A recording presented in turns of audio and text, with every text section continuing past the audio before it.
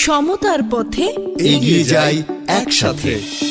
অর্থায়নে FCDO, পরিচালনায় transformative economic policy programme of UNDP Bangladesh. সবাইকে স্বাগত জানাই সমতার পথে এগিয়ে যাই একসাথে পডকাস্টে। FCDর অর্থায়নে UNDPর অধীনে পরিচালিত transformative economic policy programme radio স্বাধীনের সহযোগিতায় 16 Days of Activism Against Gender-Based Violence ক্যাম্পেইনের অংশ হিসেবে 10 পর্বের পডকাস্ট সম্প্রচার করছে রেডিও স্বাধীন, যার মূল উদ্দেশ্য আমাদের সমাজে যেই লিঙ্গ অসমতা যে প্রথাগুলো আছে এবং আমাদের সমাজে নারীদের যে বিভিন্ন ধরনের সামাজিক এবং অর্থনৈতিক অসমতার এবং বৈষম্যের যে শিকার হতে হয়, এখানে এই বিষয়ে আমরা এটা কিভাবে আমরা অতিক্রম করতে পারি, কিভাবে কাটিয়ে উঠতে পারি, এবং এখানে নারী পুরুষ দুজনেরই ভূমিকা নিয়ে আমরা কথা বলবো।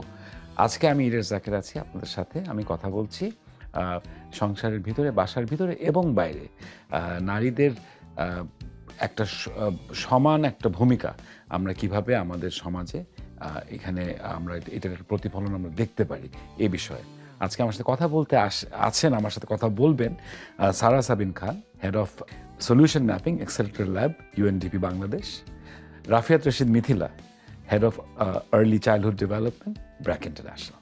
Sarapa, Mithila, welcome to the podcast. Thank you for having us. Oh, of course, it's our pleasure.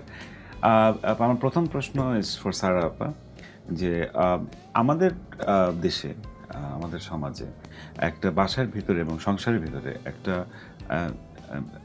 নারীদের ক্ষমতায়ন বিষয়ে সবচেয়ে বড় চ্যালেঞ্জ কোনটা? আমরা কোন ব্যারিয়ারগুলো সবচেয়ে বেশি, কোন বাধাটা আমরা সবচেয়ে বেশি মোকাবেলা করি? থ্যাংক ইউ ভাইয়া প্রশ্নটার জন্য। আমি প্রথমে একটা ডিসক্লেমার দিয়ে নিতে চাই যে আমি যেটাই বলবো সেটা আসলে খুব বেশি সিরিয়াসলি নেওয়া উচিত না, বিকজ আই রিয়েলাইজ যে আমি তো কিছুটা হলো একটা প্রিভিলেজড পজিশন থেকে এসে কথা বলছি। দ্য ফ্যাক্ট দ্যাট আমি এখানে আসছি তার মানে অলরেডি আমি এম্পাওয়ার্ড। আমি যদি বলি আমি অনেক বাধা, অনেক স্ট্রাগল করে এসেছি, হয়তো পুরাটা সত্যি হবে না। তো আমি যাই বলবো সেটা to take it with a pinch of salt. I just wanted to clarify that. বাধা তো ভাই আমি যদি চিন্তা করে দেখি, 3 ধরনের বাধার কথা আমার মাথায় আসে।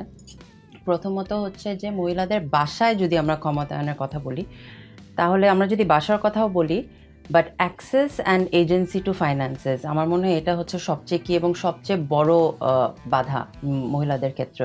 এবং এটা ম্যাটার করে না যে আপনি কত বড় লোকের বাসা থেকে এসেছেন, আপনি ম্যাটার করেন আপনার স্পাউস আপনাকে কত টাকা অ্যালাউন্স দিচ্ছে, ইট ডাজেন্ট ম্যাটার আপনি নিজে কত টাকা আর্ন করছেন। কিন্তু দ্য রিয়ালিটি ইন বাংলাদেশ এখন পর্যন্ত হচ্ছে যে এই টাকার উপর তার এজেন্সি বা টাকাটা কিভাবে সে স্পেন্ড করবে, কার উপর কিভাবে, বাসার জন্য বা কিভাবে স্পেন্ড করবে, এই ডিসিশনটা আমার মনে হয় এখনও বাংলাদেশে বেশিরভাগ ফ্যামিলিতে মেয়েদের পুরো এই ডিসিশনটা তারা পায় না। এবং এটার একটা বড় কারণ আছে, আমার খুবই র্যাডিক্যাল একটা ওপিনিয়ন, এবং আমি এটার জন্য অনেক হয়তো বা হেট পেতে পারি, যে মেয়েরা আসলে তো বাংলাদেশে ইকুয়াল প্রপার্টি পায় না, সম্পত্তি পায় না। আপনি যত যাই বলেন, আপনি ওই যে আপনার ফ্যামিলি আপনাকে যত কিছুই দেখ, আপনার স্পাউস আপনাকে যত কিছুই দেখ, আপনার যতদিন না পর্যন্ত আপনি সম্পত্তিতে সমান সমান অধিকার পাবেন না, ততদিন পর্যন্ত কিন্তু আপনার ওটার উপর সেটা কিভাবে স্পেন্ড করবে ওটা আসবে না। আমরা একটা ডিলিউশনের মধ্যে থাকি এবং বলা হয় যে না, তোমার ছেলে বা তোমার ভাইয়ের সাথে তুমি কেন সমান সমান পাবে, তুমি তো তোমার ফ্যামিলি থেকে পাবে।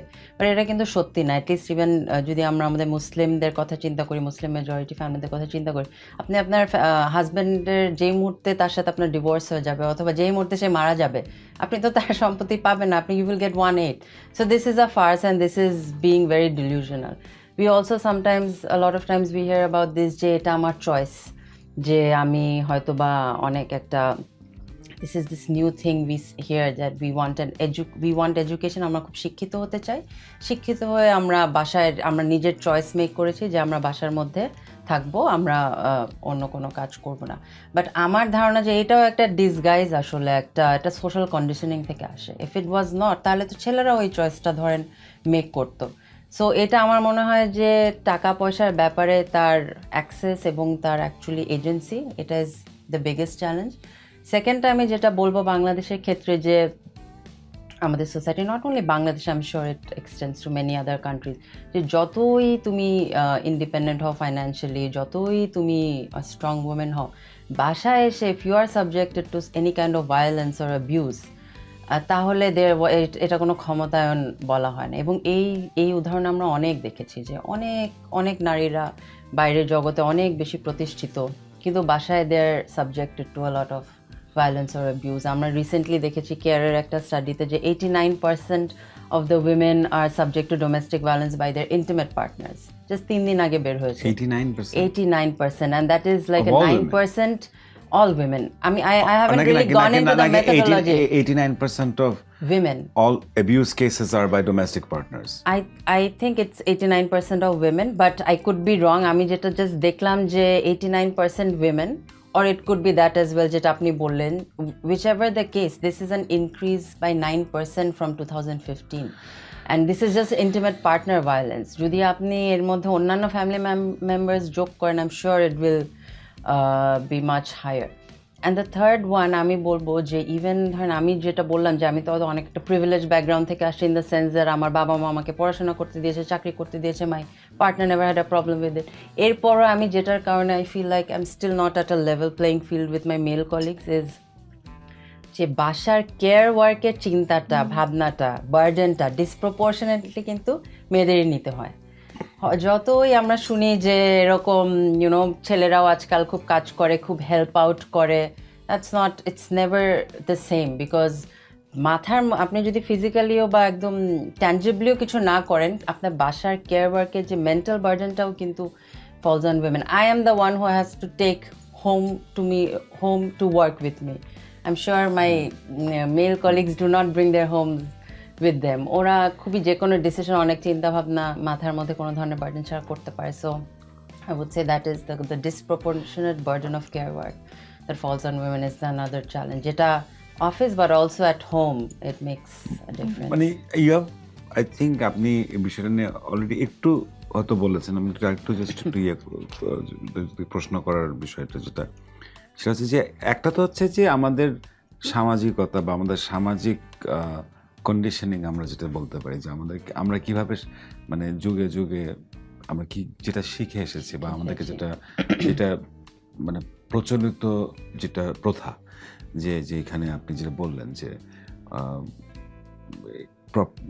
ওয়েলথ ডিস্ট্রিবিউশন মানে সম্পত্তি ভাগের ব্যাপারে একটা অসমতা যদি থাকে আমাদের, যেটা আমাদের এস্টাবলিশ ইন আওয়ার সোসাইটি, কিছু কিছু প্র্যাকটিস, কিছু রীতি আমাদের একটা সংসারের ভিতরে একটা মানে নারীর কত দায়িত্ব কোনটা, পুরুষের দায়িত্ব কোনটা, এই বিষয়ে একটা বিষয় যে এই মানে এখনকার সময় যেখানে আমাদের বেশিরভাগ মানুষের হাতেই মুঠোফোন আছে, আমাদের কাছে তথ্য প্রযুক্তি আছে, আমাদের সারা এত ইনফরমেশন, এত তথ্য আমাদের কাছে আছে, সেখানে কি কোনো ধরনের সচেতনতার অভাব আপনি মনে করেন? মানে যে নারীদের নিজেদের যে ওনারা এখনও কি ওইটাও কি একটা কোনো একটা বিষয় যে আমরা নারীরা জানেন না যে কোথায় ওনারা নিজেদের অধিকারের ব্যাপারে কথা বলতে পারবে, অধিকারের বিষয় নিয়ে আরেকটু অধিকার চেতে পারবে? কারণ আমার কাছে এটা খুবই মানে আমরা সাধারণত এটা চিন্তা করি না এই বিষয়টা নিয়ে। আমিও যেমনি আমি বলতে হয় যে আমার নিজের মধ্যে আছে, যখন কথা শুরু করেছে আমি আপনাকে প্রশ্ন করলাম তখন আমার মনে হলো যে আমি কিন্তু প্রাইমারিলি চিন্তা করছিলাম যারা যে মানে আর্নিং মেম্বার না, যারা আয় করে না, হয়তো যারা দেয়ার ডিপেন্ডেন্ট অন দেয়ার স্পাউস। কিন্তু আপনি যে বললেন যে এজেন্সি মানে একটা মানে যেটা আয় হবে সেটা কীভাবে খরচ হবে সেটার উপর অধিকার, যেটার উপর অধিকার সেটার অনেক ক্ষেত্রে নিজেরা আয় করলেও সংসার নারীর উপর থাকে না। এবং but we have heard this, এটা আমরা স্পেশালি গার্মেন্টস সেক্টরে তো আমরা শুনেছি যে আয় করে নিয়ে আসে, সারাদিন ওনাদের পার্টনাররা কাজ করুক বা না করুক দেখা যাবে টাকাটা ওদের কাছেই দিয়ে দিতে হচ্ছে। বাট এখানে অ্যাওয়ারনেসের বিষয়টা মানে সচেতনতার বিষয়টা কতটা জরুরি তো বটেই, কিন্তু এটা কতটা গুরুত্বপূর্ণ আপনার মনে হয় যে আমাদের এই সেই সচেতনতা থেকে সামাজিকতা কোনটা বেশি গুরুত্বপূর্ণ? না, সচেতনতা তো অবশ্যই গুরুত্বপূর্ণ, কিন্তু আমি এখানেও আসলে রেসপন্সিবিলিটিটা মেয়েদের উপর দিতে চাচ্ছি না যে তারা তাদের নিজেদের অধিকারের ব্যাপারে সচেতন না। এখানে আই থিঙ্ক দিস কনভারসেশন যে আমরা বলছি এঙ্গেজিং মেন, যে ছেলেদের বা পুরুষ মানুষদের তো সচেতনতার ব্যাপার তো আমার মনে হয় তারা তো যথেষ্ট সচেতন। তারা কিন্তু জানে যে আমি আমার ঘরের মেয়েটাকে সমান অধিকার দিচ্ছি না, তারা বিশ্বাস করে যে এটাই রাইট। এখন হতে পারে যে মেয়েদের কিছু কিছু তো অবশ্যই আছে যে মেয়েরাও সোশ্যাল কন্ডিশনিং এর কারণে হয়তো বা তারা মনে করে যে এটাই আমাদের জীবন, বলছে যে this is my choice, so that is one aspect of it. Exactly, that is also because that is the social conditioning speaking এখানে, যে মনে করে যে না আপব্রিঙ্গিংটা কিরকম হচ্ছে, যে আমার মনে হয় যে এটাই আমার জন্য ঠিক আছে, I should be complacent with what ever I have, আমার স্বামী তো অনেক ভালো, আমাকে তো বাইরে অ্যাটলিস্ট কাজ করতে দিচ্ছে, আমাকে তো আমার আমাকে ক্রেডিট কার্ডটা হাতে দিয়ে রাখছে, এটাই সে হয়তো বা এম্পাওয়ারমেন্ট মনে করে। কিন্তু হ্যাঁ, সেখানে অবশ্যই আমি বলবো সচেতনতার অভাব। আমি কোথাও একটা জায়গায় পড়েছিলাম যে এখন আসলে পুরুষ মানুষদের জন্য খুব ভালো হয়ে গেছে, ওদের জন্য যে বলে সোনায় সোহাগা, মানে আগে ছিল যে they would take responsibility of বাসার বাইরে and their women would take responsibility of at home. এখন দুইটাই হয়ে গেছে, এখন মেয়েরা তাদের জন্য বাসায় ফাইন্যান্সিয়ালি কন্ট্রিবিউট করবে, বাসায় এসেও কাজ করবে, মানে they have really talked about, they are talking a lot about women's empowerment, but they have not really learn to how to live with an empowered women. এই মানে এম্পাওয়ার্ড ওমেনের সাথে কিভাবে থাকতে হবে, তাকে কিভাবে হেল্প আউট করতে হবে, সেটাতে তাদের কোনো মাথা ব্যথা দেখছি না। ওরা সবাই একসাথে, আই সি মেনি মেন এবং দে আর সেইং যে হ্যাঁ উইমেন এম্পাওয়ারমেন্ট, তারা নিজেরা বাসায় যে বাসার একটা চায়ের কাপও মনে হয় ধুয়ে খায় না। না, এখানে আমি একটা জিনিস জাস্ট অ্যাড করি যে সচেতনতা থাকলেই শুধু হবে না, সেটাকে প্র্যাকটিস করতে হবে। I have seen many men যারা জানে but they don't want to give up their privilege. এটা তো একটা privilege. Why would we? কেন? আমরা তো ভালো আছি। না, but seriously speaking যে এই বিষয়টা কিন্তু রিসেন্টলি আমরা আমাদের সমাজ সংস্কার, বৈষম্য এসব নিয়ে অনেক আলোচনা হচ্ছে ইন জেনারেল, বাট আমরা কিন্তু যেটা আমরা ইনক্রিজিংলি সব জায়গায় এটা মানে সার্বিক অর্থনীতির জায়গা থেকে যদি বলি, এখানে লিঙ্গ বৈষম্য নিয়ে বলি, আমরা যেখানে দেখি এটা কিন্তু খুবই বিল্ট ইন হয়ে গেছে আমাদের সমাজের মধ্যে। হয়তো আমার সমাজের কিছু ধারা পাল্টাচ্ছে, যেরকম নারীরা এখনও আর বেশি করে হয়তো কাজে আসছেন, ওনার বাসার বাইরে গিয়ে কাজ করছেন, কিন্তু যে এন্ডেমিক যে আমাদের সমাজের ভিতরে রন্ধে যে মানে বৈষম্যটা তৈরি হয়ে আছে ওভার দ্য ইয়ার্স, সেটা this is on all fronts, gender, economy, সব দিক থেকে, সেটা আসলে actually it is something that is quite. এবং হাউ, আচ্ছা আমরা later discussion, but I think we're in a flow, I think how do we address this, মানে how, মানে obviously this is it's not a policy issue as such, মানে আপনি তো policy করতে পারবেন না, পলিসি করে তো মানুষের সচেতন হয়তো পারবেন, but is it I should ask, আসলে আমি জিজ্ঞেস করা যে এটা কি policy issue, is it a communication issue, is it an awareness issue, মানে is it a campaign issue, মানে আমি কি এটাকে বলে, এটা দিয়ে লিখে, এটা নিয়ে অ্যাওয়ারনেস রেজ করে বা এটা নিয়ে অ্যাক্টিভিজম করে আমি চেঞ্জ করবো, নাকি অন পলিসি ফ্রন্ট কাজ করতে হবে, নাকি অন ইকোনমিক অথবা লিগাল ফ্রন্ট কাজ, জুডিশিয়াল ফ্রন্ট কাজ করতে হবে, এটা কি মনে হয়? সব ফ্রন্টেই কাজ করতে হবে। বলো, আমি জানতে চাচ্ছি। কারণ এটা তো একটা হচ্ছে যে পলিসি ইস্যু, আমি যদি বলি যে how can you genuinely asking how do you mandate domestic equality, মানে সাংসারিক সমতা লিগালি আপনি কিভাবে ম্যান্ডেট করবা তুমি?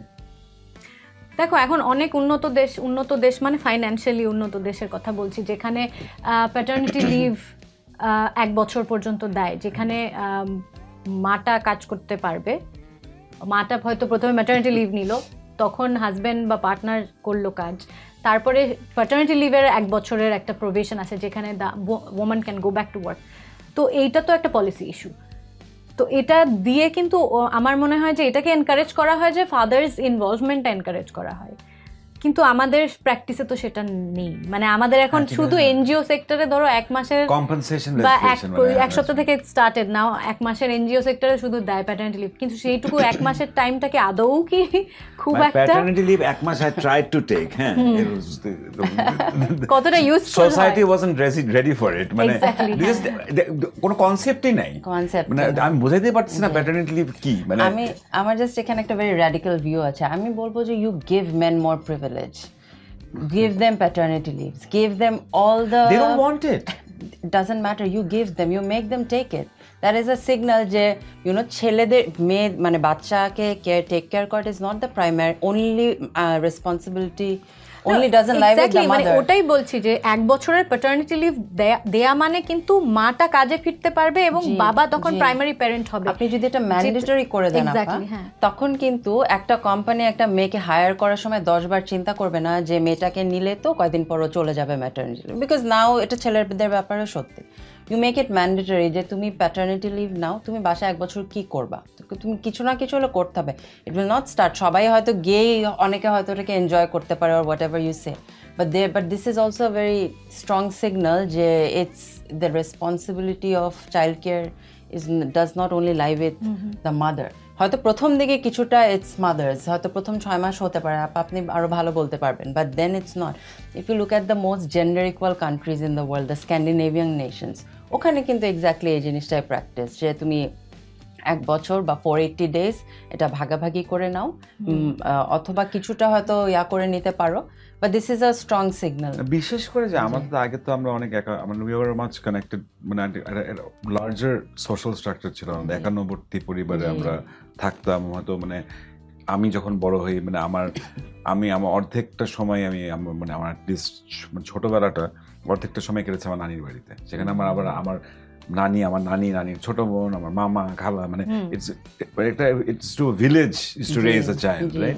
বাট এখন তো আমাদের বাস্তবতা যেটা হয়ে গেছে, আমরা এখন we are much more nuclear system, যে আমাদের বাসা মানে আমি আমার নিজের ফ্যামিলি বলতে পারি, আমার মানে ইজ মোস্টলি ইজ জাস্ট আমি, my partner and our daughter. হ্যাঁ, তো এখানে তো ইটস অ্যাকচুয়ালি দ্য একটা 2 জনের পার্টনারই মনে হয় আমাদের from a practical point of view. I think there is a greater, মানে একটা ছেলে মেয়ে দুজনের উপরই অনেক বেশি রেসপন্সিবিলিটি চলে এসছে, এবং সেই জায়গায় it's a practical application of this, not just মানে ইটস নট আ সোশ্যাল, মানে সামাজিকভাবে জিনিসটা ভালো সেরকম নয়। আমার মনে হয় মানে ইয়েতে ভালো, মানে প্র্যাকটিক্যালি স্পিকিং, বাস্তবিকভাবে আমার মনে হয় ছেলেদের আসলে কাজ করা উচিত।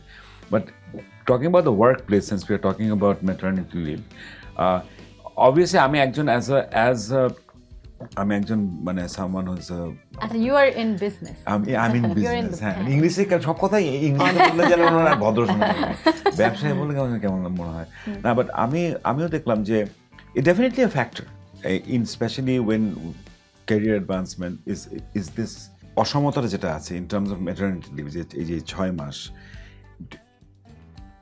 Taking this as a cue, do you think it also, আমি যেটা মিথিলাকে যেটা যে প্রশ্নটা is that একটা কাজের জায়গায় মানে নেতৃস্থানীয় যেসব পজিশনগুলোতে যাওয়ার বিষয়ে, এটা কি নারীদের জন্য নিজেদের ভিতরেই এক ধরনের এটাকে অন্তরায় হয়ে দাঁড়ায় কিনা? মানে তারা কি নিজেরাই এই বিষয়ে they don't want the leadership positions as much as men do? Is that a thing? It is a thing. কারণ এটার অনেকগুলো কারণ আছে, তার মধ্যে কয়েকটা কারণ যদি বলি। প্রথমত স্পেশালি ধরো যেই ধরনের কিছু সার্টেন সেক্টরে আছে যে মেয়েরা ওই সেক্টরগুলোতে যায় না বা ওই ধরনের কাজ করতেই চায় না। একটু বেশি চ্যালেঞ্জ হলে তাকে যদি এরকম হয় যে অনেক ফিল্ড ভিজিট করতে হবে, অনেক ছুটাছুটি করতে হবে, সেলসের জায়গায় কাজ করতে হবে, বা এনজিও সেক্টরে আমাদের যেমন গ্রামে গ্রামে ঘুরতে হয়, অনেক দিন হয়তো ফিল্ড ভিজিটের জন্য বাইরে যেতে হবে বা দেশের বাইরে যেতে হবে, এই ধরনের চ্যালেঞ্জিং জায়গাগুলো মেয়েরা নিতে চায় না। একটা হচ্ছে যে বাড়ি থেকেই একটা ব্যারিয়ার থাকে যে তুমি যাবা, এটা কি সেফ, রাতে যেখানে থাকবা সেটা কি সেফ। আরেকটা হচ্ছে ওয়ার্ক প্লেসের জায়গাতেও মেয়েটা নিজের থেকেই যেতে চায় না যে আমি ওখানে যাব, আমার জন্য কি ওইটা সেফ কিনা, মানে বাড়ি থেকে যদি নাও থাকে, ওটা একটা মাইন্ডসেট ইস্যু। লিডারশিপ মানে নেতৃত্ব দেওয়ার, এবার নেতৃত্বের জায়গায় তো ওখানে তো পৌঁছাতে হবে। তো এটা আমি শুরু থেকে শুরু করলাম যে যখন একটা ছেলে আর একটা মেয়ে একই পজিশনে যখন জয়েন করলো, কিন্তু দুজনের কাজই যদি হয় যে আমি ঠিক আছে আমার একটা সেলস টার্গেট আছে, আমাকে হয়তো ওইখানে যেতে হবে, ওইসব জায়গাতে যেতে হবে, তখন দেখা যায় ছেলেটার মধ্যে অত ব্যারিয়ার্স থাকে না যতটা মেয়েটার মধ্যে থাকে, যে ওই জায়গায় যাবো, এতটা সময় যাবো, আচ্ছা ওটা রাত কি হয়ে যাবে কিনা, ওইটা কি আমার করাও হবে কিনা। মেয়েটার নিজের ভেতরেই একটা, এটা তো আমাদের আপব্রিঙ্গিংই আমাদের শেখায় যে we are not safe anywhere. তো সেটা তো প্রথম। তারপরে উইথ অফকোর্স বড় পজিশনের সাথে সাথে দায়িত্ব বেশি আসে, সময় বেশি দিতে হয়। যখন কেউ আস্তে আস্তে বয়সের মানে মেয়েদের একটা খুবই আয়রনি হচ্ছে যে বায়োলজিক্যাল ক্লক আর ক্যারিয়ারের লিডারশিপে জায়গার সময়টা এটা খুব ক্ল্যাশ করে। ওই সময়টাই আমাকে বাচ্চাও নিতে হবে, there is a social pressure. ওই সময়টায় আমার ক্যারিয়ারেও হয়তো আমাকে চ্যালেঞ্জগুলো না নিলে আমি ওই জায়গাটায় যেতেই পারবো না লিডারশিপ পজিশনে। সো সেটা একটা বাধা। তখন যারা বাচ্চা নেয়, যারা ওটা চুজ করে, তাদেরকে অনেক কিছু গিভ আপ এমনিই করতে হয়। ম্যাটারনিটি লিভটা 6 months ম্যাটারনিটি লিভ, থ্যাঙ্কফুলি এটা আমাদের দেশের পলিসিতে আছে, সরকারি পলিসিতে আছে। সেটা সব অর্গানাইজেশন বা সব কোম্পানিজ এটা ফলোও করে না। এনজিও সেক্টরেই শুধু রিগারাসলি ফলো করে। এটা ছাড়া তো বেশিরভাগ প্রাইভেট অর্গানাইজেশন 6 মাস ম্যাটারনিটি লিভ নেয় না। তারপর there is this mindset that she mention যে আচ্ছা প্রেগনেন্ট হলে তো চাকরিতেই নিবে না, বা আচ্ছা ঠিক মানে এইগুলো তো একটা মাইন্ডসেটে একটা ব্যারিয়ার আছে। তো তারপর যদি বাচ্চাটা নিয়েও নিল, আচ্ছা ঠিক আছে, ওইটুকু একটু স্যাক্রিফাইস করে যে না আচ্ছা ঠিক আছে এই সময়টা আমি আর কোনো প্রমোশন চাইবো না, আমি কিছু চাইবো না, আমার চাকরিটা থাকাটাই আমার জন্য ইনাফ। এরপরে এই যে শুরু হয়, শুরুর থেকেই এতগুলো হার্ডল, তারপরে তো লিডারশিপ পজিশনেই পৌঁছাতে পারে না। যেটা আসলে এই ছেলেটার তো একই সময় যে দুজন শুরু করলো, ছেলেটার তো এতগুলো ব্যারিয়ারের মধ্যে দিয়ে যেতে হয় না। Mental barrier, practical barriers, security issues, বাচ্চার care giving issues, social pressure, এই সবগুলো ব্যারিয়ার পার হয়ে হয়ে মেয়েটার আর ওই পজিশনে পৌঁছানো হয় না অনেকেরই। বাট আমি তাহলে এটা তো আমাদের মানে সার্বিক নেতিবাচক যে বিষয়টা নিয়ে আমরা কথা বললাম, বাট স্পেসিফিক্যালি স্পিকিং আপনারা দুজনই দুইটা সংগঠনে আছেন যেটা এই বিষয়ে কিন্তু তাদের খুবই ইতিবাচক একটা, মানে আমি দেখলাম ব্র্যাকেও মানে লিডারশিপ পজিশনে অনেক নারী আছেন, এবং ইউএনডিপি আমি যতদূর জানি has a very progressive policy when it comes to female or should UN but what is it that they practice or specifically or what is your example, because you're suppose মানে at least আমাদের সমাজে যদি আমরা মানে আধুনিক সংগঠন বলি বা আধুনিক কর্মপ্রথা বলি, তাহলে তো ব্র্যাক আর ইউএনডিপির কথা আসবে in terms of encouraging women leadership।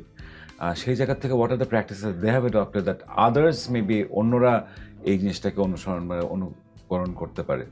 শুরুতে একটু বলি যে তারপরও কিন্তু এই যে এত মেজার্স মানে কম্প্যারেটিভলি যেটা তুমি বললা যে we are positive examples BRAC আর ইউএনডিপি, কিন্তু তারপরেও কিন্তু আমাদের লিডারশিপে মেল ফিমেল 50-50% না। ফিমেল কিন্তু অনেক কম, মেল অনেক বেশি। এত ফ্যাসিলিটিসের পরেও ইফ আই স্টার্ট মেবি আমি একটা দুটো এক্সাম্পল দিই যে আমি ব্র্যাকে, আমার মেয়ে ব্র্যাকেই বড় হয়েছে, কারণ আমার ব্র্যাকে হচ্ছে একটা ডে কেয়ার আছে। সেই ডে কেয়ারে আমি 4 মাসের বাচ্চা হলেও আমি নিয়ে যেতে পারবো, that's subsidised, it's affordable.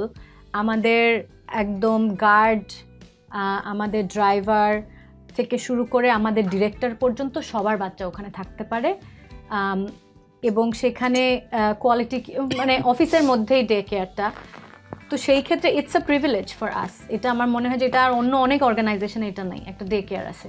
Maternity লিভের policy 6 months with pay, another 6 months without pay. তারপর মানে এই ধরনের অনেক ফিমেলদের ট্রাভেলের জন্য দেয়ার আর সার্টেন পলিসিস। আমাদের সেফগার্ডিং পলিসি খুবই স্ট্রং। তো সেইগুলো আমাদের মানে it's a women friendly, it creates a women friendly environment. তারপরেও কিন্তু 50-50 না। I think what is that ওইটা 50-50 না, এটা কি বিকজ মানে it started একটা ইনইকুয়াল জায়গা থেকে and now you're because of the real world that we live in. I'm seriously asking but is BRAC catching up? মানে কারণ ব্র্যাক তো স্টার্ট হয় 1970s A, right? and 1970s এ বাংলাদেশের মানে এই মেয়ে নারীদের পার্টিসিপেশন আমাদের কাজ কর্মক্ষেত্রে এই বিষয়টা তো অনেক এখনকার চেয়ে আরও অনেক আমরা পিছিয়ে ছিলাম এই বিষয়ে। তো এখন কি, কারণ ওটাতে সমাজেরও তো একটা পরিবর্তন আসতে হবে, মেয়েদের তো আসলে কাজে যেতে হবে। কিন্তু এখন যেহেতু আসছে কাজে, তোমার কি মনে হয় যে আর 10 বছর পরে আমরা আরো বেশি লিডারশিপ পজিশনে মেয়েদেরকে দেখবো ব্র্যাকে?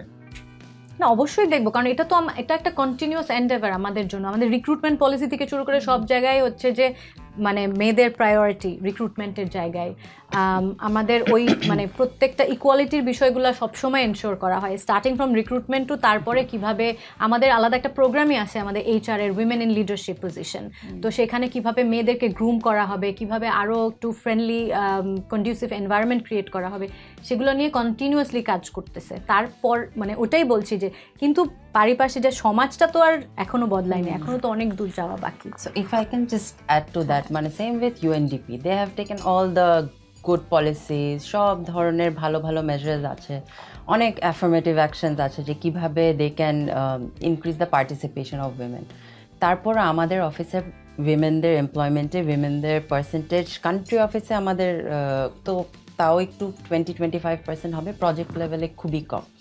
এবং হ্যাঁ অফকোর্স এটা কিছুটা হয়তো ডিমান্ড সাইড ইস্যুস আছে, হয়তো অর্গানাইজেশনের কিছু পলিসিস হতে পারে, বাট এটার অনেকটাই কিন্তু আপনার সাপ্লাই সাইড ইস্যুস, যেটা বললো আপা যে মানে হয়তো মেয়েরা আমরা যতটাই চাচ্ছি মেয়েদেরকে আরও আনতে, but we are not getting enough interest from women candidates maybe in joining কিছুটা। আমি একটা it is true, especially কিছু field jobs থাকে। আরেকটা খুব ইন্টারেস্টিং জিনিস বলি আপা, বাট we heard যে এটাও এখানে কিছু সোশ্যাল কন্ডিশনিং এর ব্যাপার থাকতে পারে ইনহেরেন্টলি, অথবা women are under confident than they should be and men are more confident than they should be. So একটা যখন একটা যখন অ্যাডভার্টাইজমেন্ট যায়, একটা ছেলে যদি 30% ক্রাইটেরিয়া ম্যাচ করে হি অ্যাপ্লাইজ, আর একটা মেয়ে যদি 95% ক্রাইটেরিয়ান ম্যাচ না করে she just doesn't apply. Same with I would say in leadership positions, because leadership পজিশনগুলোও তো দেখা যায় অনেক সময় at least for UNDP it's not like a natural progression যে কেউ প্রমোট হয়ে যাবে, it's like new posts open up and then internal মানুষজন অ্যাপ্লাই করে, বাইরে থেকে অ্যাপ্লাই করে। অ্যান্ড মেয়েরা কিন্তু দেখা যায় যে ফিমেল ক্যান্ডিডেটস তারা অ্যাপ্লাই করতে ভয় পায়, তাদের নাম্বার অফ অ্যাপ্লিকেশনসই কম পড়ে। অথচ in my experience in all the interview panels I have sat, at least 90% ক্ষেত্রে the female candidate was far superior than the male candidates, because maybe এখানে একদম বেছে টুচ্ছে সবচেয়ে ভালো জনই আসলো বা something, but still we don't get enough applications from women. It's not যে নাই, ওরা অ্যাপ্লাই করেন। এবং এটাও আই থিঙ্ক এই যে কনফিডেন্সের অভাবটা, বা ছেলেরা যে কীভাবে তাদেরকে দে are confident enough to say যে আমি বলে পার পেয়ে যাবো, বাট উইমেন দেখা যায় হয় না। And the other thing about this leadership positions, একটা তো হচ্ছে অনেক দায়িত্ব বেড়ে যাবে, বা ধরেন একটা in an organization like UNDP leadership বা ক্যারিয়ার প্রোগ্রেশন উড মিন যে আমরা ইন্টারন্যাশনালি এখন অ্যাপ্লাই করব। আমার আশেপাশে মেল কলিগরা যেভাবে করে ইন্টারন্যাশনাল পজিশনসে অ্যাপ্লাই করতে পারে, তার মনে হয় যে আমার with a daughter and even with a supportive spouse, আমি তো ওটা চিন্তা করি না, বিকজ আমি মনের মধ্যে অনেক কিছু আমার চিন্তা করতে হয়। আচ্ছা আমি গেলে কিভাবে মুভ করব, my husband is already in an established position, ওকে আসলে যাবে, আমার মেয়ের কি হবে। I'm sure the main thing যে অ্যাপ্লাই করি আমি চলে যাব, my spouse will adjust, or and this is the reality, because that's why we it's the same with BRAC, কারণ আমাদের মানে ক্যারিয়ার প্রোগ্রেশন মানে at some point BRAC international হয়তো ইন্টারন্যাশনাল পজিশনস নিতে হবে। there is also a mindset among the মানে মাঝে মাঝে এটা হয় যে এটা অর্গানাইজেশন লিডারদেরও একটা ইয়ে, আচ্ছা ও কি মানে আচ্ছা ও একটা মেয়ে, ওর একটা বাচ্চা আছে, ও কি পারবে কিনা, ওকে এই চ্যালেঞ্জটা নিতে পারবে কিনা। আবার আমি যেরকম আমার একটা রিক্রুটমেন্টের সময় ইন্টারভিউতে একটা মেয়ে ছিল, শি ডিড ভেরি ওয়েল। তারপর আমি যখন বললাম যে আচ্ছা মানে 30-40% ইন্টারন্যাশনাল ট্রাভেল করতে হবে, তখন আসতে দেখি ওর যত এনথুসিয়াজম ছিল চলে গেল, বললো ও ট্রাভেল। আমি like I did that, you can also do it, মানে we have friendly policies and everything, কিন্তু সেই কনফিডেন্সটা যে আমি বাচ্চা রেখে তাহলে আমাকে বাসায় কথা বলতে হবে, তারপর I'll come back and মানে tell you. I can relate to her problem, because আমি the amount of traveling you have to do আমি পারতাম না করতে। I would have quit.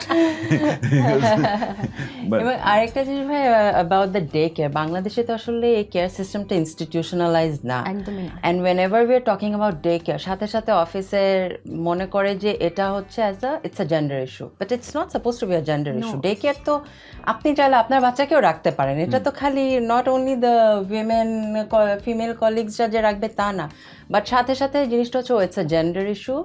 এটা খালি আমাদের ফিমেল পার্টিসিপেশন বাড়ানোর জন্যই হচ্ছে, আমাদের ইনাফ মহিলা কলিগ আছে নাকি, বাচ্চা রাখবে নাকি, এই ধরনের কনভারসেশন কিন্তু শোনা। BRAC is a very good example of a very good, even with UN honestly we have a crash, but many of the NGOs actually they don't have a functional child care support, and they think it's only the female colleagues who would put their child there. Why not?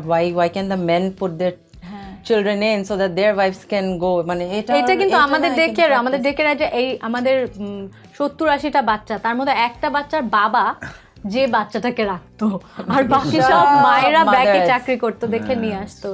So একটা আমরা যোগ করে একটা কথা বলি, আমাদের তো অনেক মেল কলিগরা বেশিরভাগ মানে বিদেশে অ্যাসাইনমেন্ট নেয় আফ্রিকাতে, তো সবাই সারাক্ষণ বলে যে এই বাচ্চাদের না না এটা আমার বউ সব কিছু। তো আমি সবসময় যেটা যোগ করে বলি যে ভাই আপনার তো বউ আছে, আমার তো বউ নাই,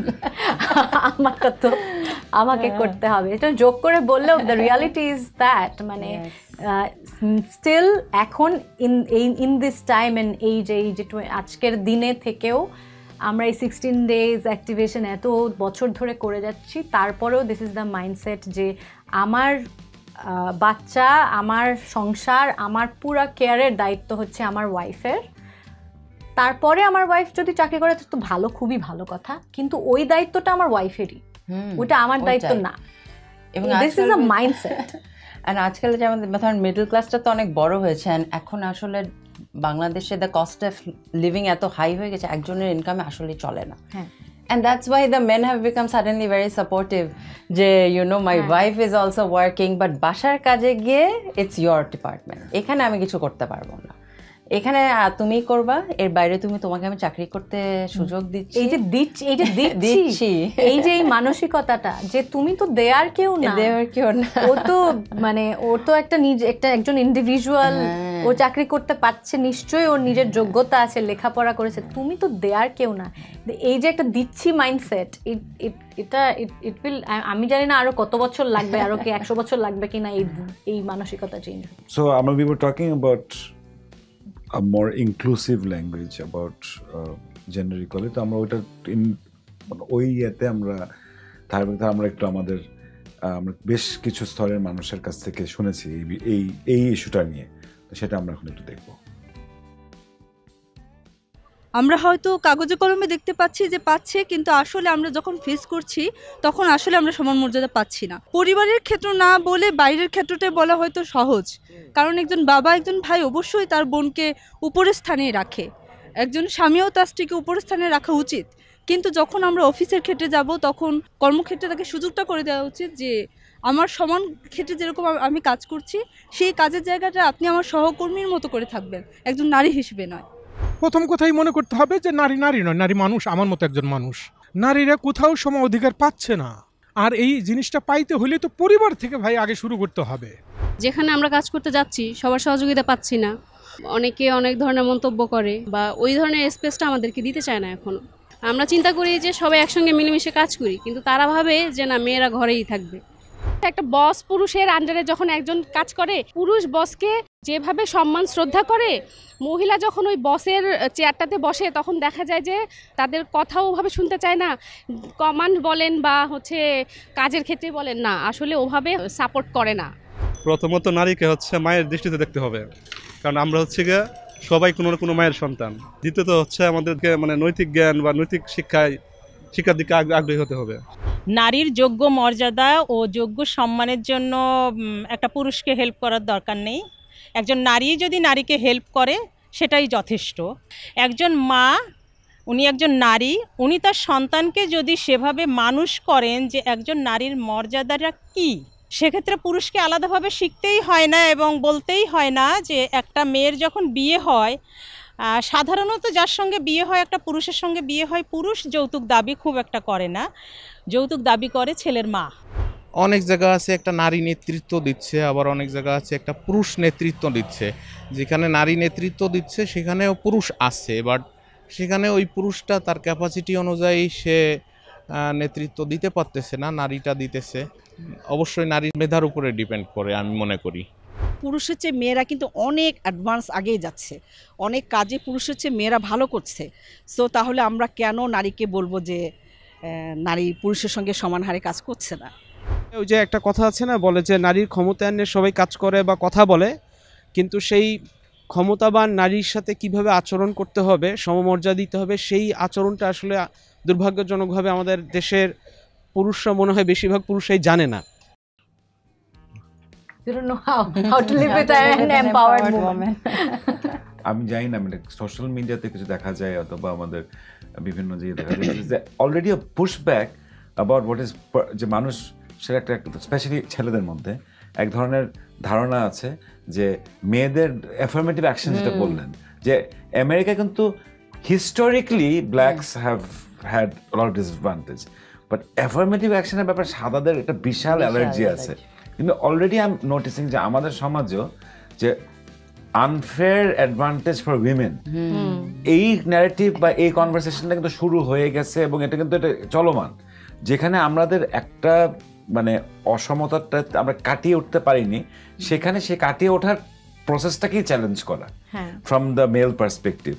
If you guys could speak to that a little bit, because I need to talk about our participation, men participation. So before that, we need to clear the air on that a little bit. So যে আপনারা বলেন যে মানে এইটাও তো মানে এটা problem না যে আমি একটা সমাধান নিয়ে কথা বলার আগেই সেই কনভারসেশনটাকে যদি আক্রমণ করা হয়।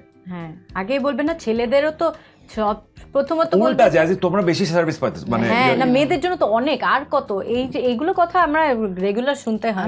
আমি আমার একদম এডুকেটেড কলিগ ফ্রেন্ডস এদের মাঝখানে দেখেছি, দে সে দিস থিংস লাইক, হ্যাঁ তোমরা যে এত কথা বলছো যে একটা মেয়ে কি কোনোদিন রাজি হবে একটা বেকার ছেলেকে বিয়ে করতে, যে তোমরা যে বলছো যে মানে just imagine they are saying that the women who are not working are বেকার এক number, and you are saying যে তোমরা যে এত ইকুয়াল রাইটস করো, এত ইকুয়ালিটি চাও, তাহলে তোমরা একটা বেকার ছেলেকে বিয়ে করতে রাজি হবা? মানে এই ধরনের কথাবার্তা আমরা শুনি। I am like, first of all যদি বেকার ছেলেটা বাসায় ডিগনিটি নিয়ে মাথা মানে খুবই খুশি মনে সব বাসার কাজে হেল্প করে and it works out for them, why not? আর অলরেডি কিন্তু এরকম আপনি আপা বেশি জানবেন যে there is a class of people in Bangladesh যেখানে primarily it's the women who are working, the men are doing nothing, হয়তো গ্যামলিং করতেছে, মদ টপ খেয়ে বসে আছে, এবং তাদের বউরা কিন্তু বাইরে যে কাজ করছে, গার্মেন্টসে কাজ করছে, বাসায় কাজ করছে, বাসায় নিয়ে টাকাগুলো দিচ্ছে। মানে এই ধরনের কথাবার্তা উই হিয়ার ফ্রম পিপল যে অলরেডি যে লাইক এত কিসের তোমরা মেয়ে ছেলেমেয়েরা তো আর নট ইকুয়ালস, ওরা তো কিভাবে ওরা পারবে, তাহলে মেয়েরা কেন বাসের মধ্যে দাঁড়ায় থাকে না, why are they demanding this reserve seats? মানে এই আর্গুমেন্টে আসলে কিভাবে মানুষ যাবে? But that's the reality. তো আমরা লিডারশিপ নিয়ে কথা বললাম, আমাদের যেখানে স্ট্রাগল করি এত পজিটিভ পলিসি থাকার পরেও, মানে সাপোর্টিভ পলিসি থাকার পরেও আমরা 50-50 এখনো না আমাদের লিডারশিপ লেভেলে। আমাদের ফ্রন্টলাইন স্টাফ কিন্তু সব উইমেন, সব অল আমরা আমাদের যত প্রোগ্রাম কোঅর্ডিনেটরস বা প্রজেক্ট অ্যাসিস্ট্যান্টস যারা আমাদের মাঠে কাজ করে, মোটরসাইকেল চালায়, সবাই ফিমেল, সবাই। তো ওখানে আবার মানে I don't want to go back to the same discussion, কিন্তু ওইটাই যে যখন কাজ করার মাঠে কাজ করার সময় কিন্তু সেখানে সব ফিমেল, অথচ লিডারশিপে গিয়ে তখন 50-50 আনতেও ছোট্ট এক্সাম্পল দিই। সো আমি এখন যে পজিশনটাতে আছি এটাতে অ্যাপ্লাই যখন করি তখন I was already in UNDP, so I was already hearing this things আশেপাশে যে এই পজিশনে তো they will definitely, you are female candidate, তোমার তো হয়ে যাওয়ার অনেক চান্সেস বেশি। মানে they kept a lot of people kept on saying because they want a woman in this role, এটার জন্যই হবে, because in that team the other two are men, so এখানে তো একটা মহিলারই হবে বা এরকম কিছু টোকেনিজম। মানে আমি না, মানে এটা শুনতেছি যে ও ডেফিনেটলি ওটা তোমার অনেক ভালো chances, they are looking for a female candidate. So when I got this job, the first thing I asked my boss that, and can you imagine, he calls me in his room and the first thing I ask him is, can you please let me know that was I chosen because I was a female candidate? Were there like other better male candidates, but I was offered this because I was a female candidate? And he said, no, not at all. You were the only recommended candidate. এখানে কোনো affirmative action হয় না. In fact, he mentioned last বেশ কিছু recruitment, all the women we have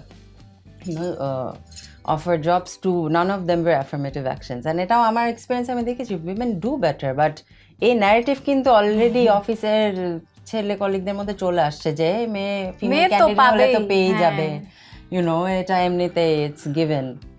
That's like undermining our qualities and other attributes and skills. Yes. So a undermining take, I mean, it's mostly from your male colleagues, right?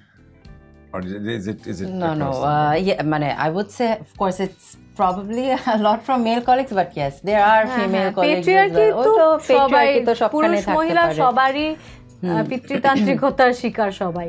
তাহলে then in that case আমরা যে লিঙ্গ সমতা মানে যে economic transformation, আমাদের যে অর্থনৈতিক পরিবর্তন, এইটার পিছনে আমরা ছেলেদেরকে তো এনগেজ করতে হবে। আমি বলবো না যে কেন জরুরি কিনা এটা প্রশ্ন করতে বলা হয়েছে, বাট অবভিয়াসলি জরুরি, কারণ তাদেরকে কোনো না কোনোভাবে এনগেজ করতে বলা হবে। What do you think is মানে কিভাবে এনগেজ করার মানে হাউ ডু ইউ এনগেজ, মানে and what is the message and what is the incentive, মানে আমি কি করে, মানে আমার তো একটা ধরনের সিস্টেম করতে হবে, চালু করতে হবে যেখানে আসলে ইট ইনসেন্টিভাইজেস জেন্ডার ইকুয়ালিটি, রাইট? নাহলে তো লং টার্মে সাস্টেইনেবল না। That has to be a social incentive and economic incentive. মানে সামাজিকভাবেও এটা আমার জন্য ভালো হতে হবে, আমার অর্থনৈতিকভাবেও এটা ভালো হতে হবে। সেটা কিভাবে আমরা এক্সপ্লোর করতে পারি? মানে very good question. অর্থনৈতিকভাবে যে এটার ইনসেন্টিভস, এটা নিয়ে তো আসলে নতুন করে বলার কিছু নেই। You have examples of many countries, many estimations যে engaging men, মানে আমরা ছেলেদের এনগেজমেন্টটা, ছেলেদের এনগেজমেন্ট, আপনি একটা বলেন যে 1 বছর enforced paternity leave দিয়ে দেন, all the privileges you give to women for being women, whatever, all the leaves and everything, and every other allowance also give it to men. But আমার ধারণা যে আমি যদি গিয়ে চিল্লায় বলি যে আই ওয়ান্ট ইকুয়াল রাইটস, আমার এটা শুনবে না ছেলেরা। But if you go on my behalf and you tell people as an social influencer as a man or whatever, I think আমরা চাই না যে আপনার acceptability what you are saying because of the social conditionings is definitely more among men. Yeah. So a lot of the maybe social influencers we were talking about before, if they go and tell people who listen to them যে মেয়েদেরকে সমানভাবে দেখো, ওদেরকে সমান অধিকার তো দাওই অবশ্যই, but মেয়েদেরকে মানে we shouldn't be only the ones to change gender norms or challenge gender norms and go out and do things. They should also be challenging gender norms. যে সব জেন্ডার রিলেটেড ডিসকাশন আর এগুলোতে হচ্ছে মহিলারাই আসে, মহিলারাই কথা বলে, তারপর যেটা হয় কি then now this has become like men are not taking it seriously because it's a women issue. যেটা বললাম যে এরপর সব ইস্যুগুলোই হচ্ছে সেটা মহিলাদের issue. Gender issue is not a woman issue. Gender issue তো is about ইকুয়ালিটি। সেই জন্য আমাদের আরো বেশি মেল রোল মডেলস দরকার। ছেলেদেরকে পুরুষদেরকে অনেক বেশি ইকুয়ালিটি নিয়ে কথা বলতে হবে, পুরুষদেরকে অনেক বেশি জেন্ডার নিয়ে কথা বলতে হবে, বিকজ এই যে আমাদের যেই ডিসক্রিমিনেটরি জেন্ডার নর্মস সেগুলো কিন্তু শুধু মেয়েদেরকে এফেক্ট করে তা না, পুরুষদেরকেও এফেক্ট করছে। তো সেই understanding that and talking more about that আমার মনে হয় পিয়ার গ্রুপের মধ্যে, এবং আমার মনে হয় কিছুটা বুঝতেও হবে যে what is really the barriers. আমরা বলি যে দিস গ্রুপ অফ পিপল যারা হয়তো এটা একদমই শুনতে রাজি না, হয়তো একটু disengage from this kind of discourse, why is it, what is the barrier? ওনাদেরকে আমরা যদি পুরো আলাদা করে ফেলি, দিস গ্রুপ যারা একদমই মহিলাদেরকে মনে করে যে ঘরে বসে থাকতে হবে, তাদের সাথে কোনো কথাই বললাম না, তাদেরকে আলাদা করে এখানে চিল্লালে কোনো লাভ নাই। অ্যান্ড ওদের ভিতরে মানে ওনারা কাদের কথা শুনে তাদের সাথে আরেকটু এঙ্গেজ করা, বুঝা, এন্ড দেন আই থিঙ্ক একটু সিস্টেমিক লেভেলে কিছু করা, মানে ওইটা এমবেডেড স্ট্র্যাটেজিও, মানে কারণ you concernedly there certain cascades of inequality and certain ways of social thinking.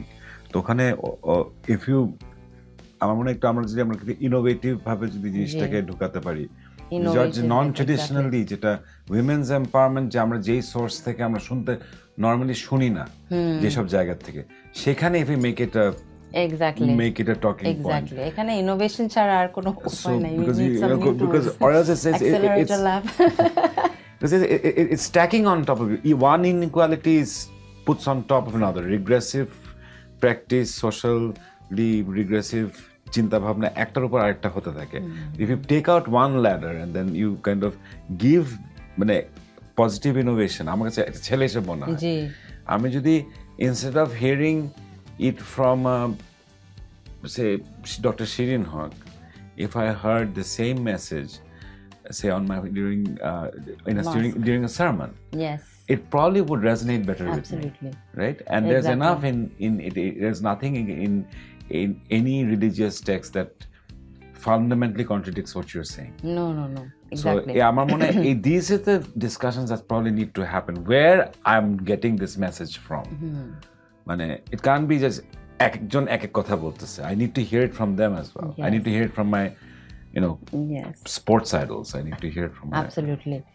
I think so. একটা জিনিস আপা যেটা বলেন, just I want to also mention this because we see on International Women's Day অনেক events হয় and there's this big panel of very high achieving women আর কি panel থাকে.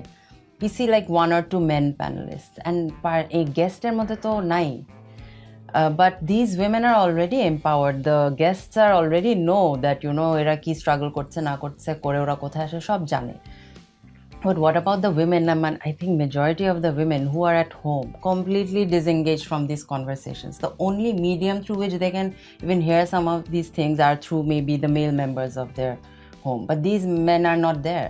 তাহলে এইসব কথা বলার, এইসব টোকেনিজম, আমরা তো জানি we see the same people on the same panels talking about how they have really broken the glass ceiling. আর কত I want to hear about some of these vulnerable women as well.